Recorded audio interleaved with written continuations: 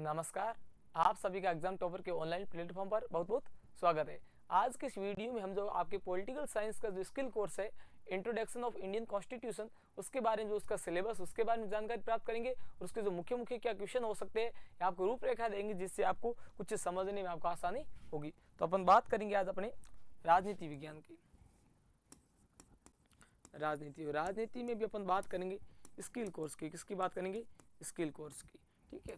और इसका पहले तो अपन बात करेंगे सिलेबस, और सिलेबस के बाद में अपने मेन क्वेश्चन के बारे में।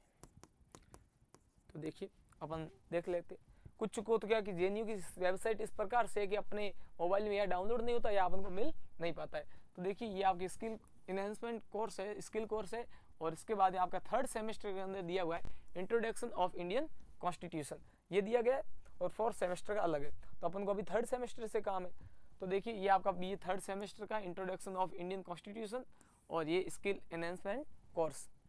उसके बाद में आगे अपन देखें तो ये आपका मेन सिलेबस आपके जो कि एग्जाम होगा ये आपके 80 अंक का होगा। 80 अंक का आपके पेपर हो जाएगा और 20 अंक आपके यहाँ से जाएंगे, तो कुल आपके हो गया 100 अंक। तो देखिए अब आपका क्या क्या सिलेबस है। इसके अंदर आपके 5 यूनिट इंक्लूड रहेगी, जिसमें से पहली यूनिट आपको टेंशन लेने की बात नहीं, ये आपकी इंग्लिश में, उसके साथ में हमने हिंदी में भी दे रखा है। तो पहली यूनिट ये है कि historical background of the constitution, philosophy of the constitution, यानी जो भारतीय संविधान है इसकी ऐतिहासिक पृष्ठभूमि क्या है और इसका जो दर्शन है वो प्राचीन दर्शन वो किस प्रकार से रहा है। दूसरी यूनिट में ये बताया कि salient features of the constitution, preamble of the constitution, भारतीय संविधान के साइलेंट फीचर्स यानी कि उसकी जो विशेषता है वो कौन कौन सी है, इसके साथ साथ में हमारे भारतीय संविधान की प्रस्तावना है इसके बारे में बताइए।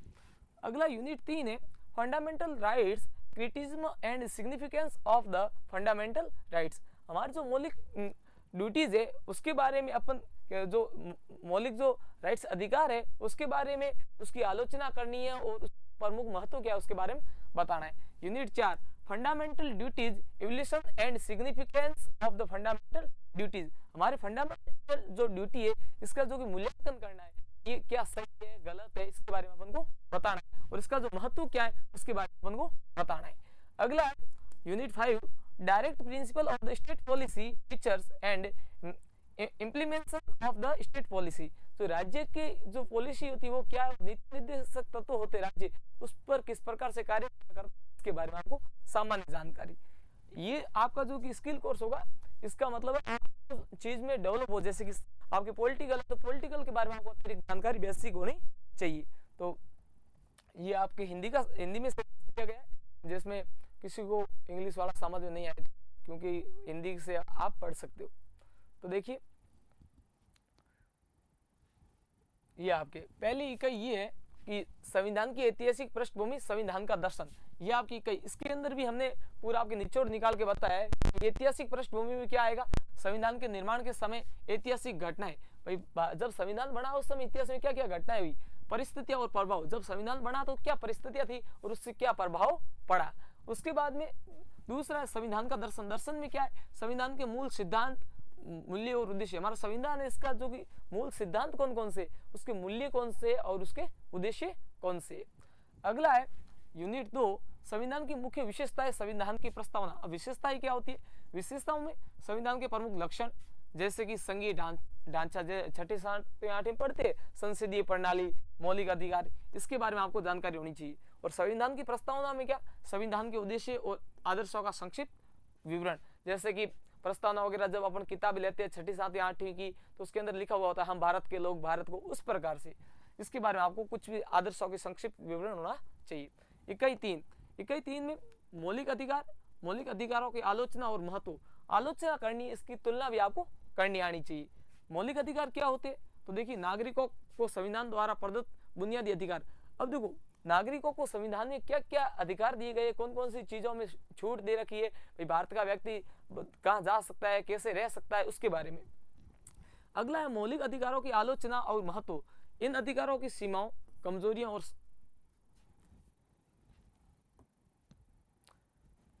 कमजोरियां और समाज में उनके योगदान का विश्लेषण। अब मौलिक अधिकारों में जैसे कि इन अधिकारों के मौलिक अधिकार कितने हैं और उनका अपन समाज में कितना यूज कर सकते हैं, कितना नहीं कर सकते, इसके बारे में आपको पता होना चाहिए। अगली है आपकी इकाई चौथी, मौलिक कर्तव्यों का मूल्यांकन और महत्व। अब देखिए मौलिक कर्तव्य क्या, नागरिकों के संविधान द्वारा निर्धारित नैतिक और नागरिक दायित्व, यानी व्यक्तियों को क्या करना चाहिए और क्या नहीं करना चाहिए। ठीक है, अगला है मौलिक कर्तव्यों का मूल्यांकन और महत्व।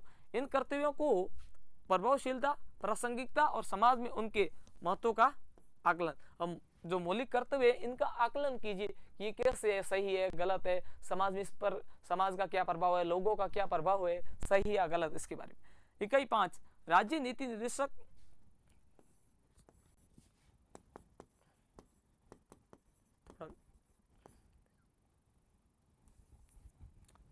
अब देखो कहीं निर्देशक तो राज्य की नीति निर्देशक सिद्धांत राज्य नीति की विशेषताओं और कार्यान्वयन करना है। अब देखिए राज्य की नीति के निर्देशक सिद्धांत कौन कौन से, जैसे सरकार के लिए संविधान द्वारा निर्धारित मार्गदर्शन सिद्धांत, और अगला है राज्य की नीति की विशेषताएं और कार्यान्वयन। इन सिद्धांतों की प्रकृति, उद्देश्य और सरकार द्वारा उनके कार्यान्वयन की प्रक्रिया। अब देखो राज्य जो नीति निर्देशक तत्व है, राज्य की क्या भूमिका है, राज्य कैसे चलता है वगैरह, इसके बारे में, और राज्य लोगों को अतिरिक्त क्या छूट दे सकता है, इसके बारे में। अब देखिए इसके अंदर आपके प्रश्न, इकाई पहले है संविधान की ऐतिहासिक पृष्ठभूमि, संविधान का दर्शन। अब इसके अंदर आपके अलग अलग क्वेश्चन है। पहला क्वेश्चन ये है कि भारतीय संविधान सभा का गठन कब हुआ, भारतीय संविधान सभा का गठन कब हुआ। तो देखिए उत्तर है 1946 में भारतीय संविधान सभा का क्या हुआ है, गठन। दूसरा प्रश्न ये है संविधान सभा के पहले अध्यक्ष कौन थे, हमारी जब भारतीय संविधान सभा थी उसके प्रथम अध्यक्ष कौन थे, तो उत्तर है इसका सच्चिदानंद सिन्हा। अगला है भारतीय संविधान को बनाने में कितना समय लगा, तो भारतीय संविधान को बनाने में 2 साल 11 माह और 18 दिन का समय लगा। उसके बाद में हम भारत के लोग शब्द संविधान के किस भाग में है, तो ये अपने जो कि प्रस्तावना में। पिछली बार आपके ये एज टू एज क्वेश्चन पूछा गया था कि हम भारत के लोग ये किसके अंदर शब्द है। उसके बाद में अगला है भारतीय संविधान सभा का मुख्य दर्शन क्या है। देखो भारतीय संविधान सभा में एक लोकतंत्र, समाजवाद और धर्मनिरपेक्षता, और एक प्रश्न आपके आ सकता है धर्मनिरपेक्षता क्या है, धर्मनिरपेक्षता। अगला क्वेश्चन है संविधान सभा में कुल कितनी महिला सदस्य थी, तो भारतीय संविधान सभा में कुल 15 महिला सदस्य थी। यहाँ पर आप 151 मत करना, 1 5 1 ना, इसके अंदर सिर्फ कितनी थी, 15। अगला संविधान सभा का विचार सबसे पहले किसने रखा, तो MN राय था, उन्होंने संविधान सभा का विचार सबसे पहले रखा था। भारतीय संविधान का प्रारूप किसने तैयार किया था, तो BN राव ने भारतीय संविधान सभा का प्रारूप तैयार किया था। संविधान सभा की पहली बैठक कब हुई, 9 दिसंबर 1946 में। ये आप जो भी जीके की दृष्टि से भी आपके इंपॉर्टेंट क्वेश्चन है, उसके अलावा आप जो अपनी तैयारी कर रहे हो स्किल कोर्स की, उसके लिए भी आपके बहुत ज्यादा इंपॉर्टेंट है। अब देखिए अगला क्वेश्चन, इकाई 2 में से संविधान की मुख्य विशेषताएं और संविधान की प्रस्तावना। पिछली बार आपको जो पीडीएफ मिल चुकी थी, इस बार क्या है कि पीडीएफ हम दे तो देते हैं, परंतु 3-4 दिन का समय लगता है, हमारे टेक्निकल टीम वाले यहाँ से वापस आगे भेजते हैं वगैरह। तो हम कोशिश करेंगे आप एक बार वीडियो को देख ले, उस पीडीएफ के भरोसे हम समय होते ही आपको जल्द से जल्द भेजने की कोशिश करेंगे, क्योंकि आज इतनी ज़्यादा टेक्निकल टीम में नहीं है, तो इसलिए हमारा समय ज़्यादा लग जाए। अब देखिए प्रश्न है भारतीय संविधान की मुख्य विशेषता क्या है, तो भारतीय संविधान की क्या है, एक लिखित और विस्तृत संविधान है। अब देखो ये नहीं कि जैसे कि प्रश्न आ गया कि भारतीय संविधान की मुख्य विशेषता के बारे में बताइए, तो आपको मरा दिया गया, हमें तो 2 लाइनें लिखी, ऐसी बात नहीं। भारतीय संविधान विश्व का सबसे बड़ा लिखित संविधान है, विस्तृत संविधान है। भारतीय संविधान में इस प्रकार की बातें, आपको एक बार पूरा का पूरा वर्णन करना है, इसके अंदर कुछ न कुछ चीजें आपको कुछ तो आपका कौशल होना चाहिए। अगला है भारतीय संविधान में कितने मौलिक अधिकार है, तो भारतीय संविधान के अंदर 6 मौलिक अधिकार है। अगला क्वेश्चन है संविधान की प्रस्तावना में धर्मनिरपेक्ष शब्द कब जोड़ा गया, तो 42वां संशोधन, 42वां जब संशोधन हुआ उसके अंदर आपके धर्मनिरपेक्ष शब्द है वो उसको जोड़ा गया। अगला है भारत का संविधान कैसा है, तो भारत का अंश कठोर और अंश लचीला। भारत का संविधान लचीला भी है और कठोर भी है, इसके अंदर कुछ जो बदलाव है वो कर भी सकते, कुछ नहीं भी कर सकते। भारतीय संविधान में कितने भाग है, तो भारतीय संविधान के अंदर ये पिछली बार आपके जो कि कंपटीशन का जो पेपर हुआ था उसके अंदर आया था कि भारतीय संविधान के अंदर कितने भाग है, तो 25 भाग है। जैसे कोई BST वगैरह सामान्य पेपर होते हैं उनके अंदर ऐसे क्वेश्चन आते हैं। अगला है संविधान की प्रस्तावना का मुख्य उद्देश्य क्या है, तो संविधान में उसकी प्रस्तावना का, तो देखो न्याय, स्वतंत्रता, समता, बंधुता। अब यानी भारतीय लोग हैं, हम सभी को एक साथ मिलजुल कर रहना चाहिए, और भारतीय लोग है वो स्वतंत्र है, किसी के अधीन नहीं है। अगला है संविधान की प्रस्तावना को कितनी बार संशोधित किया गया, तो भारतीय संविधान की जो प्रस्तावना है उसको सिर्फ आज तक एक बार ही उसको बदलाव किया गया, उसको संशोधित किया गया। अगला है संविधान की प्रस्तावना को किस नाम से जाना जाता है, तो संविधान की जो की प्रस्तावना होती है उसको उद्देशिका के नाम से जाना जाता है। अगला है भारत एक गणराज्य है, इसका क्या अर्थ है, राज्य, तो भारत एक गणराज्य इसका क्या अर्थ है, तो राज्य का प्रमुख निर्वाचित होता है। अगला है भारतीय संविधान में कितनी अनुसूचियां, तो भारतीय जो संविधान है इसके अंदर 12 अनुसूचियां है। उसके बाद में अगला है मौलिक, तीसरी कैसे, मौलिक अधिकारों को किस भाग में वर्णित किया गया है, तो भाग 3 में किया गया है। तो ये आपकी क्वेश्चन है, एक बार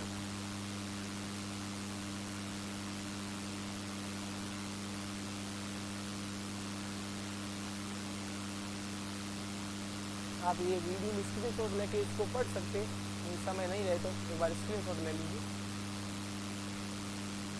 अब देखिए तीसरा क्वेश्चन, स्वतंत्रता का अधिकार किस अनुच्छेद में, तो जो 19 से 22, इस प्रकार से आपके ये क्वेश्चन है। दूसरा क्वेश्चन ये है कि मौलिक अधिकारों का महत्व क्या है, तो लोकतंत्र को मजबूत करना है। अगला चौथी इकाई है, चौथी इकाई में पहला प्रश्न, मौलिक कर्तव्य किस भाग में वर्णित किया गया है, तो भाग 4 है, भाग 4 मौलिक कर्तव्यों को आपके वर्णित किया गया। अगला है कि मौलिक कर्तव्यों का मूल्यांकन क्यों आवश्यक है, इनकी प्रभावशीलता जानने के लिए। अब देखो मौलिक कर्तव्यों का जो मूल्यांकन करना है, इसके लिए प्रभावशीलता जैसे अपने लिए कितनी जरूरी है, इसके लिए अपन को करना चाहिए। अगला है स्वर्ण सिंह समिति किससे संबंधित है, तो मौलिक कर्तव्य से। प्रश्न आ जाए कि मौलिक कर्तव्य से संबंधित समिति कौन सी है, तो स्वर्ण सिंह से। अगला है राज्य नीति निर्देशक सिद्धांत के बारे में, तो राज्य नीति निर्देशक सिद्धांत किस भाग में वर्णित है, तो भाग 4 में। उसके बाद में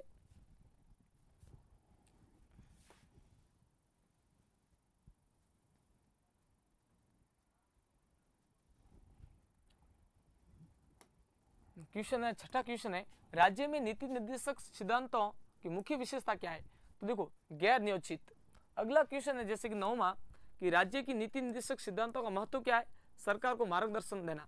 राज्य की जो नीति राज्य है वो भी सरकार को निर्देशित करेगा, जैसे कि देखो छोटे व्यक्ति होते हैं वो भी बड़े लोगों को किस प्रकार से गाइडेंस देते हैं, इस प्रकार से। अगला है कल्याणकारी राज्य की स्थापना किससे संबंधित है, राज्य की नीति निर्देशक सिद्धांतों से।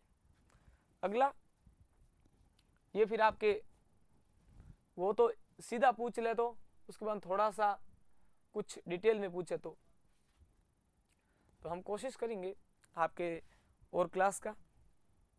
तो देखिए ये अभी छोटे छोटे प्रश्न लेके आए, बाकी बड़े कोशिश और करेंगे, ठीक है। भारतीय संविधान के निर्माण में ऐतिहासिक पृष्ठभूमि का क्या महत्व है, ऐतिहासिक पृष्ठभूमि, तो देखिए भारतीय संविधान का निर्माण एक लंबी और जटिल प्रक्रिया का परिणाम है। कैसी, एक लंबी और जटिल। भारतीय जो संविधान है इसका जो परिणाम है वो कैसी, एक लंबी और एक जटिल प्रक्रिया का परिणाम है।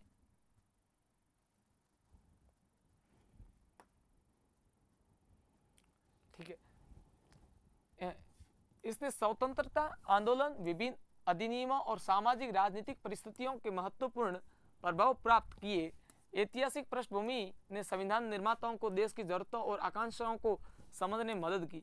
इसने उन्हें एक ऐसा संविधान बनाने के समक्ष बनाया जो भारतीय समाज की विविधता और जटिलता को दर्शाया। यानी कि भारतीय संविधान की ऐतिहासिक पृष्ठभूमि क्या है, तो इसके लिए मतलब लोगों की बहुत बड़ी बड़ी आकांक्षाएं थी, उनको इसके अंदर पूरा किया गया है और भारतीय संविधान बनाने में समक्ष बनाया। और भारतीय संविधान में जो समाज की विविधता जटिलता है उसको दर्शाया गया है कि भारत का व्यक्ति फ्रीडम है, ऐसा नहीं कि कोई भी व्यक्ति वो कैसे बोल सकता है, कैसे खा सकता है, इसके बारे में लोगों को बिल्कुल भी फ्रीडम किया गया है। अगला है भारतीय संविधान के दर्शन का वर्णन कीजिए, इनके दर्शन से आप क्या समझते हो। तो देखिए भारतीय संविधान का दर्शन लोकतांत्रिक, सामाजिकवादी और धर्मनिरपेक्ष मूल्यों पर आधारित है। अब देखो जैसे भारतीय संविधान उसके अंदर लोग गए वो मतलब एकदम से धर्मनिरपेक्ष है, यानी कि अपना धर्म कुछ भी रख सकते हैं, वो फ्रीडम रह सकते हैं। उसके बाद में ये न्याय, स्वतंत्रता, समानता और बंधुत्व के आदर्शों को बढ़ावा देता है। तो भारतीय संविधान ने ये अपन को एकता से मिलजुल कर रहने का बढ़ावा देता है। उसके बाद में संविधान का दर्शन सभी नागरिकों के लिए गरिमा और सम्मान सुनिश्चित करता है।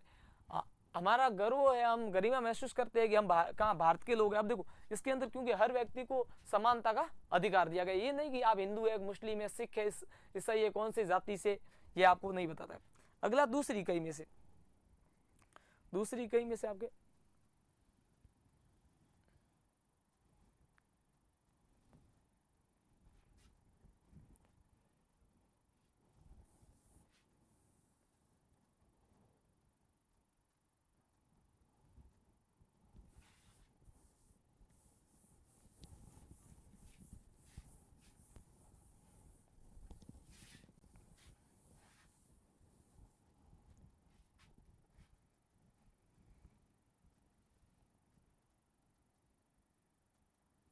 अब देखिए नेक्स्ट, संविधान की दूसरी कई में प्रश्न पहला है, भारतीय संविधान की मुख्य विशेषताओं का विस्तार से वर्णन कीजिए। विशेषता क्या है? तो भारतीय संविधान दुनिया का सबसे लंबा और लिखित संविधानों में से एक है। अगला है संघीय संरचना, संसदीय प्रणाली, मौलिक अधिकार, राज्य नीति निर्देशक सिद्धांत, स्वतंत्र न्यायपालिका। ये भारतीय संविधान की विशेषता है कि केंद्र और राज्यों के बीच में शक्तियों का विभाजन कौन करता है? संघीय संरचना। संसदीय प्रणाली का क्या कार्य? सरकार लोगों के चुने हुए प्रतिनिधियों द्वारा चलाई जाती है। भारतीय संविधान की ये है कि व्यक्ति स्वतंत्र है। अब देखो जो अपन जैसे कि छोटे से छोटा कौन होता है? वार्ड पंच। अपन वार्ड पंच को भी मत देते हैं, उसके बाद में सरपंच को देते हैं, उसके बाद में अपन जो प्रधान होता है उसको मत देते हैं, 1 2 3, इनको मत देने का अधिकार किसको है? जनता को। उसके बाद में अपन देते हैं विधायक को। और विधायक है, अपन एक विधायक को मत दिया, विधायक जैसे कि सारे होते, राजस्थान के 200 विधायक मिलकर मुख्यमंत्री का चयन करते हैं, ठीक है, जितनी जो बहुमत मिलता है 101 वगैरह, ठीक है, उसके आधार पे। उसके बाद में अपन होता है सांसद, इनको मत देते। तो भारत के लोगों को कितने बार? 5 बार मत देने का अधिकार मिल गया। अब उसके बाद में सरकार में जो कमियां पेश रहती है वो इंसान की खुद की गलती है। अगला है भारतीय संविधान की प्रस्तावना के महत्व पर प्रकाश डालिए। यानी भारतीय संविधान का प्रस्तावना कैसी है? तो भारतीय संविधान की प्रस्तावना संविधान के उद्देश्यों, आदर्शों का संक्षिप्त विवरण है। यानी भारतीय जो लोगों के आदर्श है उनके बारे में अपन को जानकारी देती है। ये संविधान की आत्मा है और इसके मूल्यों को दर्शाती है। अब प्रश्न आ जाए कि भारतीय संविधान की आत्मा क्या है? तो भारतीय संविधान की जो प्रस्तावना ये उसकी क्या है? आत्मा है। इसके अंदर हर भारतीय व्यक्ति को एकदम समानता से रहने का बताया गया है कि हमें हर एक जाति, हर एक धर्म का अपन को क्या करना चाहिए? सम्मान करना चाहिए। उसके बाद में अगला है तीसरा, मौलिक अधिकार, मौलिक अधिकारों की आलोचना, महत्व। प्रश्न है कि भारतीय संविधान में मौलिक अधिकारों का महत्व और आलोचना का विश्लेषण करें। तो देखिए, मौलिक अधिकार नागरिकों की स्वतंत्रता और गरिमा की रक्षा करते हैं।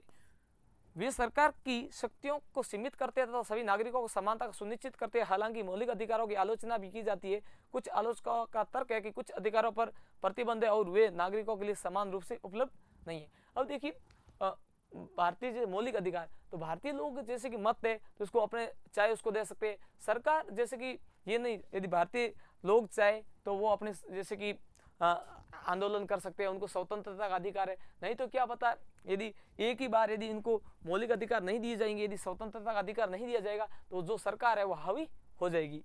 उसके बाद में अगला क्वेश्चन,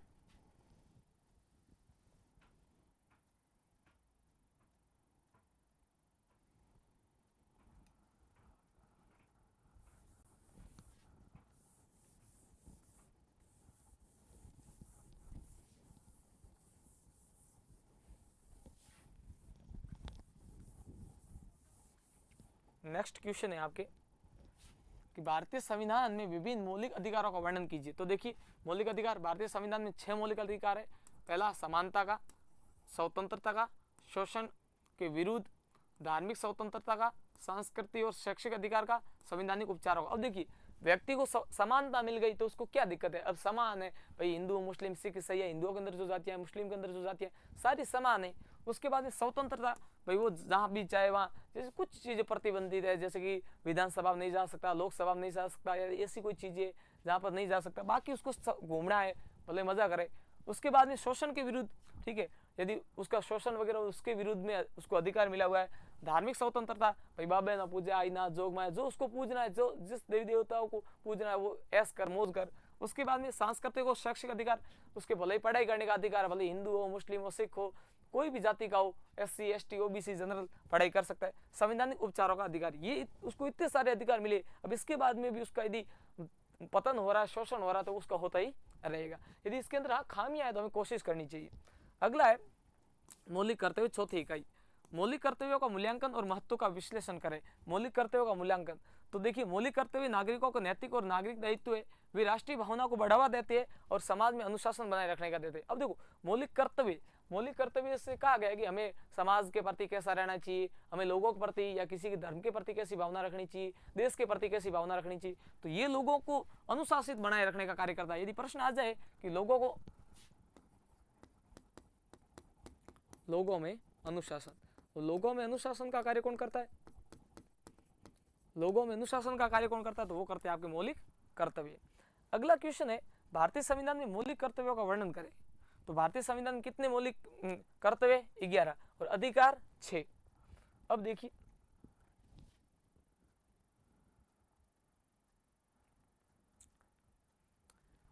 हम आपको एक ये पढ़ने का वे प्रोवाइड करवा रहे, ये जरूरी नहीं किया है, अनुमानित है कि ऐसे प्रश्न पिछली बार आए हुए, अभी इस बार स्किल कोर्स है ना, ये आपकी स्किल कोर्स पहले नहीं था, तो स्किल कोर्स में उनकी पूछने की क्या रूपरेखा रहती है इसका हम नहीं कह सकते, क्योंकि अभी स्किल कोर्स पहली बार आया है, इसलिए हम आपको अनुमानित बता सकते हैं।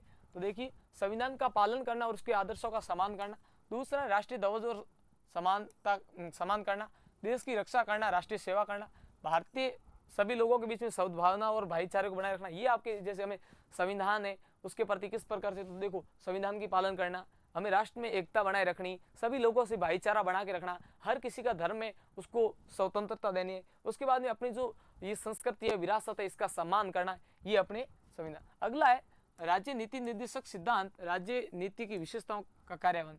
प्रश्न ये है कि राज्य की नीति निर्देशक सिद्धांतों की विशेषता और कार्यान्वयन पर चर्चा करें। तो राज्य नीति निर्देशक सिद्धांत सरकार के मार्गदर्शन का सिद्धांत है, वे सामाजिक और आर्थिक लोकतंत्र की स्थापना का प्रयास करते हैं। उनकी मुख्य विशेषता यह है कि वे कानूनी रूप से लागू नहीं होते, उनका कार्यान्वयन सरकार की नीतियों और कार्यक्रमों के माध्यम से किया जाता है। राज्य जो नीति निर्देशक तत्व होते हैं, इनका जो कि कार्यान्वयन है वो सरकार की नीतियों और कार्यक्रमों के माध्यम से किया जाता है।